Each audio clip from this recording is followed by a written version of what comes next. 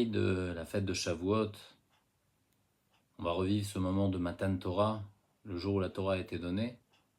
Un passouk intéressant dans Matan Torah, Moshe, il y a une sorte de harafel, de brume, de brouillard, et Moshe nichnas ba'harafel, Moshe Rabbeinu, il va rentrer dans ce brouillard-là.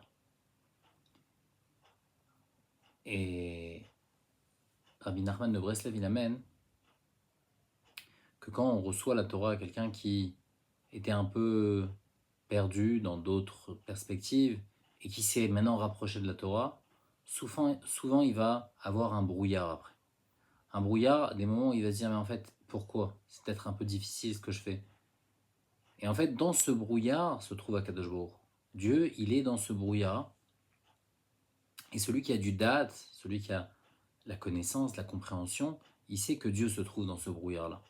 Même s'il y a des difficultés qui viennent après, il comprend que c'est Dieu qui est derrière ce brouillard. Celui qui ne comprend pas, lui, ce brouillard va le faire partir en arrière, lui faire peur, et lui dire, bah, en fin de compte, c'est pas pour moi, il y a un brouillard.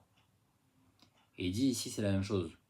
Le peuple juif, quand ils ont vu ce brouillard, ils étaient obligés de rester en arrière. Ils se sont dit, mais il y a un brouillard, c'est pas clair, on ne sait pas. Tandis que Moshe Rabbeinu, il comprenait très bien que toutes ces difficultés, toutes ces peurs, tout ce qu'il peut avoir en réalité, c'est Dieu. Et Dieu, il met ça sur notre chemin, et à nous de rentrer dans le brouillard, de mettre la tête dedans, et d'être prêt à recevoir la Torah, à s'engager avec Akadosh Baruch Hu, sans condition, même si brouillard il y a, parce que je sais que ce brouillard vient d'Akadosh Baruch Hu.